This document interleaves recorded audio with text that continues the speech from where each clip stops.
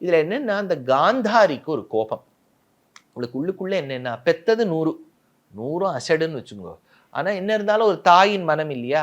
அவளுக்கு என்ன தெரிஞ்சு கொடுத்துன்னா பீமன் ஒருவனே துரியோதனாதிகள் 100 பேரையும் கொன்னு தீர்த்துட்டான்.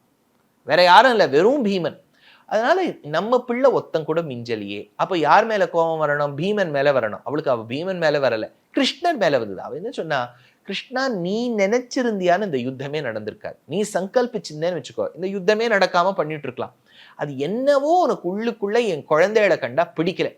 எப்போது என்னுடைய அத்தனை குழந்தைகளின் மரணத்துக்கும் நீ ஒரு விதத்தில் காரணமானாயோ, உன்னுடைய சந்ததியினர், உன்னுடைய குலத்தை சேர்ந்தவர்கள், யாதவ குலம்னு பேர், அந்த யாதவ குலத்தை சார்ந்தவர்கள் யாருமே உயிரோட இருக்க மாட்டா அப்படின்னு சொல்லி அவருக்கு இது. அதனால யாதவாள் அவள்லாம் ஒத்தருக்கொத்தர் அடிச்சுட்டு அதுல நிறைய துர்குணங்கள்லாம் ஏற்பட்டு